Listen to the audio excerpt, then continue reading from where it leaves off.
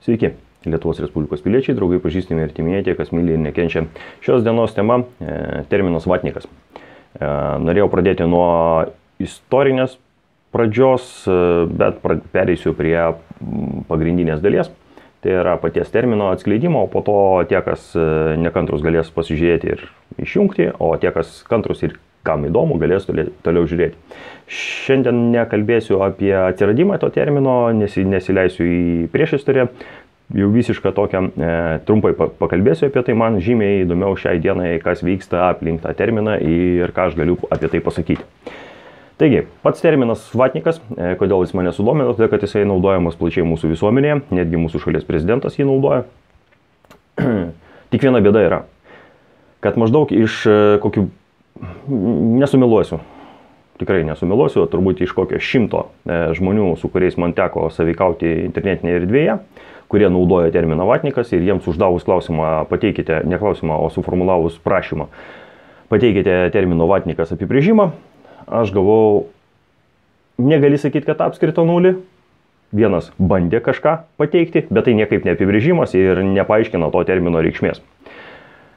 Terminas vatnikas man siejasi su tuo, kad kada jisai buvo, sakykime taip, įteisintas ir nuo kada gavo svorį, tai yra nuo to, kai žmonės kovojantis už konstitucinę teisę, už konstitucinę santvarką buvo sudeginti Odesoje ir jiems, kai jie buvo deginami tie žmonės, kai jie žuvinėjo, jų oponentai skandavo dek vata dek, gari vata gari. Tai man siejasi su tuo, kad vatnikas tai yra asmuo, kuris kovoja su nekonstituciniais veiksmais, su perversmu ir kuris pasisako už savo šalį, kad būtų viskas teisėta ir tvarkinga. Mūsųgi šalyje terminas vatnikas naudojamas labai įvairiai ir kiekvienas, kuris jį vartoja, naudoja, priskiria jam specifinių savybių, kurių galimai, net negalimai, o 100% kiti nesuteikia tokių galių ir tokios reikšmės tam žodžiui. Bet viena, ką aš pastebėjau, yra 3 dalykai, kurie sieja visus tuos, kurie naudoja terminą vatnikas, tuos antivatnikus. Tai yra pirmas, oponentas, kurį vadina vatniku, jis pasako kažkokios informacijos, kurios žmogus nežino. Antras momentas, žmogus yra nepajėgus suprasti tai, kas jam yra sakoma. Ir trečias momentas, žmogui tiesiog yra nepriimtina viena ar kita pozicija. Na, pavyzdžiui, jis yra vagis ir jam sako į akis, tu esi vagis. Taip? O jam į atsakymą atskrenda vatnikas. Vatnikas. Todėl, kad tai yra nepriimtina. Žmogus nenori, kad jį vadintų vagimi. Jis nenori būti vagiu. Na, nepaisant to, kad jisai galbūt yra pavogęs kažką. Galbūt jis yra nusikaltėlis. Bet vat jam nepatinka ir jisai sako. Iš to seka, aš prisiminiau tokią vieną istoriją, kuri buvo Facebook'e pasklydęs, yra toksai plakatėlis su žodžiais. Berods vieno vokiečių kunigo parašyti žodžiai. Šiaip netaip jisai išgyveno nacistinės Vokietijos tą visą epogėjų. 45 metais iš koncentracijos stovyklos jį berods išlaisvino. Ir jo žodžiai, jo ten buvo toks kūrinys, yra iš pradžių jie atėjo. Yra trumpoji versija originaliai ir yra ilgesnė versija, kuri berods yra kažkokiam muziejui genocido ar tremties, netaip svarbu. To kūrinio esmė yra tokia. Iš pradžių jie atėjo pas socialistus, bet aš tylėjau, nes aš nesocialistas. Tada jie atėjo pas profsąjungininkus. Aš tylėjau, nes aš ne profsąjungininkas. Tada jie atėjo pas žydus. Aš tylėjau, nes aš ne žydas. Kai jie atėjo pas mane, nebebuvo kam protestuoti. Esmė yra šito pasakymo tai, kad tai, kas vyksta Lietuvoje, štai ko mums tikėtis. Šitie, kurie dabar šaukia vatnikai, vatnikai, vieną dieną ir pas juos ateis. Kodėl? Todėl, kad jie galimas daiktas atsipeikęs, pradės kalbėti tai, ko nežino kiti ir visi pirštai bus atkreipti į juos ir su žodžiais vatnikas. Galimas daiktas, žmogus atsipeikęs ir pradės galvoti. Bandys paaiškinti, kas aplinkui darosi, kad tai, kas vyksta, yra negerai ir ką jam pasakys vatnikas. Jums gali atrodyti, kad tai visą tai nesąmonės. Ir taip nebus. Bus. Pasižiūrėkite į Šaulių sąjungą. Šaulių sąjunga tokia pati sąjunga, kokia buvo pas Hitlerį ir jinai vadinosi SS. Schutzmannschaft, berods, ne? Nu, kas norės pasitikslins. Ir aš vaikas būdamas girdėjau apie tai, kad Hitleris turėjo savo asmeninę kariuomenę, kuri buvo skirta politiniams tikslams. Ir man buvo įdomu, kaip taip iš vis įmanoma buvo, kad jisai sukūrė savo kariuomenę ir po to naudojosi tą kariuomenę žudyti oponentams. Socialistams, šitiem profsąjungininkam, žydam. Kaip čia taip? O paprastai. Kaip tai padaryti? O pasižiūrėkit, dabar mūsų Lietuvoje. Reguliari kariuomenė, ją norint įstoti, arba jeigu tave įima kaip šauktinį, tenai vyksta psichologinis testas. Žmonės yra testuojami. Aš pats buvau tokio testo dalyvis, tai yra mane testavo. Ten 100 klausimų, po testo atlikimo su atsakymais tu pakliūni pas psichiatrą. Psichiatras sužiūrinėja tos atsakymus ir vertina tavo psichikos būklę. Kodėl tai yra svarbu? Todėl, kad McNamara Morans tokia buvo projektas Vietnamo karo metu, kai McNamara pasiūlė išsiųsti į karinius veiksmus Vietname visus silpnapročius. Išsiuntė, paeksperimentavo ir išaiškėjo, kad jų žūsta šitų silpnapročių trečdalių daugiau, jie kelia grėsmę savo ir ne tik savo, dar ir aplinkiniam. Kai jiems į rankas pakliūna ginklai ir jie gali nušauti ką nors netyčia, absoliučiai nesusimastydami, ką jie daro. Problema su jais, jie nesugeba batraiščių užrišti ir po šito eksperimento McNamara Morans buvo priimtas sprendimas, kad karinėse pajėgose negali būti asmenų, kurių protiniai gebėjimai yra žemesni nei 70. Iš tiesų 70 ir 80. Tiksliau, visi asmenys, kurių protiniai gebėjimai žemesni nei 80, jie neįmami į kariuomenę. 70, tie, kas turi mažiau nei 70, jie yra oficialiai debilai. Tai yra silpnapročiai, kurie juos kankina lengviausios silpnaprotystės forma. Tarp 70 ir 80 IQ yra ribiniai. Tai va, nei silpnapročių, nei ribinių į kariuomenę neima. Pabandykime įsivaizduoti, kad Lietuvoje tokia pati situacija, kad vyksta testavimas, o jisai vyksta, bent jau vyko, kai aš ėjau prisidavinėti dėl karinės tarnybos. Taigi, pabandykime įsivaizduoti, kad tas testavimas vyksta ir jaunuoliai sako, žinot, mes jūsų negalim priimti dėl jūsų protinių gebėjimų į kariuomenę.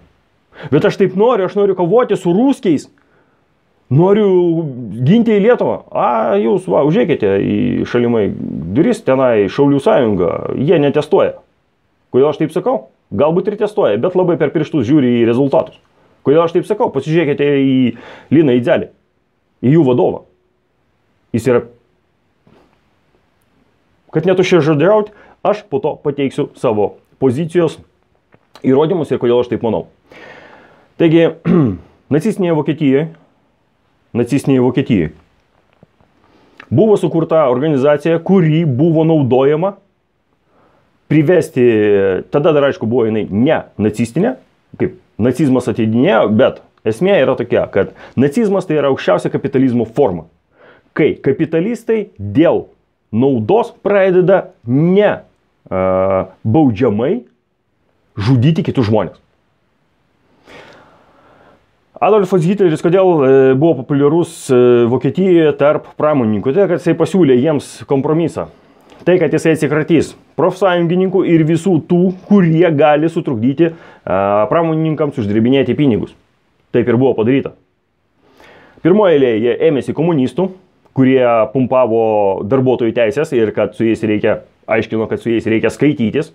Tada nukentėjo profsąjungininkai ir, kas įdomu, iki įsigaliojant iki karinių veiksmų iki 39 metų ten 40 tūkstančių ar 20 tūkstančių tai tikrai nuo 20 iki 60 tūkstančių žmonių buvo nužudyta. Jiems buvo atseit pritaikyta mirties bausmė už įvairius nusikaltimus. Kokie nusikaltimai? Vata. Va štai tokie. Tai va, jie tenai pražudė būrį vatnikų, tai yra žmonių, kurie galėjo atvesti kitus žmonės į sveiką protą. Kokiu tikslu? Tam, kad uždirbti daugiau pinigų. tam, kad galima būtų išnaudoti žmonės, kad galima būtų juos uždarinėti fabrikuose ir nesiskaityti su jų poreikiais. A kam tu pasiskūsi? Nori pasiskūsti profsąjungininkam, kurie sušaudyti pakartį ir su giljotina, man atrodo, jos kapodavo. Buvo toksai dokumentinis filmas, visai įdomus. Hitlerio budelis, berods iš 3 dalių. Tai va, tai verta pasižiūrėti. Štai kas ateina pas mus. Nacistai eina į valdžią ir nacistinės idėjos vis populiarėja. Kodėl? Greičiausiai dėl to, kad jos gerai finansuojamos. Ir pragmatiški kapitalistai, žmonės, kurie nori bet kokią kainą būti sėkmingi kapitalistinėje pasaulyje, o kad kapitalistinėje pasaulyje būti sėkmingam nereikia būti nei protingam, nei gabiam, nei sumaniam, nei žaviam, užtenka neturėti sąžinės. Tai va šitie be sąžinės šunsnukiai lenda į valdžią ir daro visą tai, kas naudinga kapitalui. Yra vienas niuansas. Fašizmas, kapitalizmas niekada nelaimės. Niekada. Nu, aišku, niekada nesakyk niekada, bet su 99% tikimybė kapitalizmui nepavyks. Kodėl? Tai kad kapitalizmas yra pastatytas ant debilų, ant silpnapročių, ne ant protingų žmonių. Ir kas vyksta su silpnapročiais? Pavyzdžiui, istorija su torpedomis iš Antro pasaulinio karo metų Vokietijoje, kai aš buvau susidomėjęs vienu metu apie povandeninius laivus, apie tai, kaip ten visą tai vyko. Ir nemažai yra pasakojimų iš tų povandenininkų, kad jie paleidžia tą torpedas ir nevyksta sprogimo. Ir ilgainiui buvo nustatyta, kad paleidžia torpedą, jie netgi girdi, kaip ta torpeda atsitrenkia į laivą. Jinai nesprogsta. Ir tik tais berods, negaliu taip jau 100% garantuoti, man atrodo 43 ar 44 gamintojo, torpedų gamintojo buvo pripažinta, kad problema yra ne blogi operatoriai, tie, kurie paleidžia tas torpedas, o problema torpedos. Karas, Antras pasaulinis karas, visiškai kitaip galėjo atrodyti, jeigu karo pradžioje, kai buvo šitų povandeninių laivų gaujos, vilkų gaujos, jie būtų turėję geras torpedas. Galimas daiktas karo baigtis būtų visai kitokia. Jeigu jie būtų skendinę viską, kas tik tais būtų nuskendinę, visą tai, į ką atsitrenkia tos torpedos. Taigi, kitas momentas. Dabar Ukrainoje daug kalbų apie tai, kad yra korupcija, nežmoniško masto korupcija, kai yra vagiama viskas. Kapitalistinis pasaulis. Tu esi sėkmingas tik tada, kai tu turi kažkokio kapitalo, kažkokių turtų. Ką reikia daryti, kad turėtum turtų? Vogti, apgaudinėti, sukčiauti, meluoti, nesvarbu ką. Svarbiausia, tu gautum tą turtą. O kas bus su kareiviais? Davažiuosi iki fronto ar ne? Nesvarbu, kiek tu ten tos saliarkos pavoksi. Ar dar kažkokių priemonių, maisto, ginklų, šovinių, raketų. Svarbiausia, tu būtum sėkmingas kapitalistas. O kaip vystysis karas, absoliučiai nesvarbu. Todėl pasikartosiu. Mano manimu, fašizmas, kapitalizmas neturi ateities. Kodėl? Todėl, kad už jo stovi šunsnukiai ir silpnapročiai. Jų tikslas yra vogti, jų tikslas yra pinigai, o tam, kad gauti pinigų, jie padarys viską. Vogs, apgaudinės, meluos ir papirkinės, tam, kad gautų kažkokius aukštas pareigas, jie papirkinės kitus silpnapročius. Ir galutinė variante, kapitalistinė santvarka yra pasmerkta pralaimėti.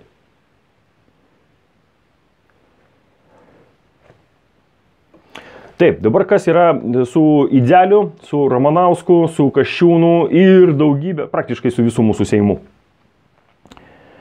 Aš nekartą esu sakęs laidose sekmadienį 7, kalbėjęs apie tai, kad pasakęs, kad debilai, silpnapročiai ir Vaidas Žemaitis Lekstutis mane vis sustabdydavo ir sakydavo, negalima taip kalbėti apie žmonės.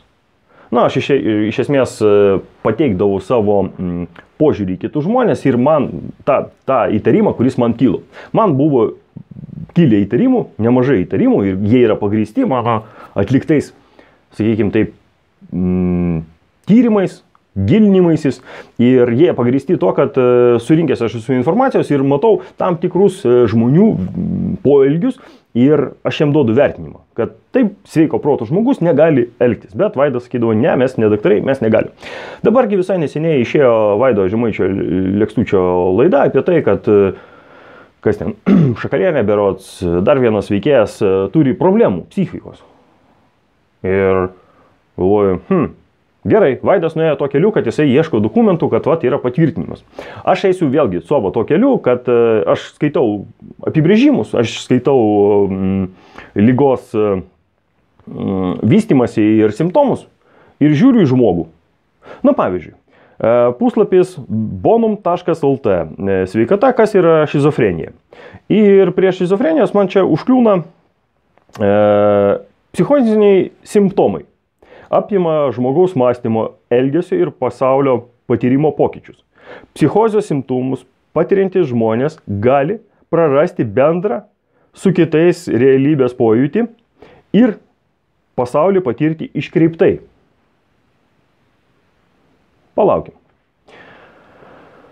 Psichozės simptomai yra šie. Haliucinacijos. Kai žmogus mato, girdi, užuodžia kvapą, skonį, ar jaučia dalykus, kurių iš tikrųjų nėra. Šizofrenija sergantiems žmonėms būdinga girdėti balsus. Balsus girdintys žmonės gali juos girdėti ilgą laiką, kol šeima ar draugai pastebi problemą. Netiek aktualu, kiek kliedesiai. Kai asmuo turi stiprių įsitikinimų, kurie nėra teisingi ir kitiems gali atrodyti neracionalūs. Pavyzdžiui, asmenys patiriantys iliuzijų gali manyti, kad žmonės per radiją ir televiziją siunčia specialius pranešimus, į kuriuos reikia reaguoti tam tikrų būdų. Arba gali manyti, kad jiems gresia pavojus, arba kad kiti bando jiems pakenkti. Čia paimkime mūsų visų Seimo narius, prezidentą, ne? Jie žiūri Putino pasisakymus ir suranda juose užslėptą reikšmę, kurios sveiko proto žmogus nemato jokiam formate. Mūsų Seimo nariams atrodo, kad juos kažkas puola, bet jeigu tu jiems užduotum klausimą, jeigu leistusi užduodami klausimą, pateikite argumentus, kodėl jūs taip manote. Kaip jūs manote, kas tai būtų? Jie sugebėtų? Mąstymo sutrikimas. Kai asmens mąstymo būdai yra neįprasti ar nelogiški. Mąstymo sutrikimų turintiems žmonėms gali būti sunku organizuoti savo mintis ir kalbą. Kartais žmogus nustoja kalbėti viduryje minties, šokinėja nuo vienos temos prie kitos, arba išgalvoja žodžius, kurie neturi jokios reikšmės. Sveikinu, Lietuvos Respublikos piliečiai, jūs į prezidentus išsirinkote šizofreniką. Galimai. Seimo narių apstų šizofrenija panašu, kad mūsų Seime yra apstų žmonių, kurie turi šizofrenijos apraiškų. Algis Ramanauskas vartoja žodžius, kurių reikšmės nežino, kuriuos jis pats išsigalvoja, kurie neturi prasmės. Štai tokioje mes visuomenėje gyvename. Kas man, pavyzdžiui, kliūna viso šito istorijai? Kur psichiatrijos specialistai? Kodėl neatsistoja nei vienas, negirdėjau bent jau asmeniškai aš, kad atsistotų nors vienas psichiatras ir pasakytų, aš toks tai, su 40 metų psichiatrijos patirtim pareiškiu, kad šitas, arba kitaip, visi išskyrus va šitą, turi stiprių psichikos sutrikimų. Ir juos reikėtų laikyti kaip galima toliau nuo žmonių stacionaruose. Ir jiems reikalingas kuo skubesnis gydymas. Tai va toks mano požiūris į terminą vatnikas, vatnikai ir visą tai, kas vyksta mūsų šalyje.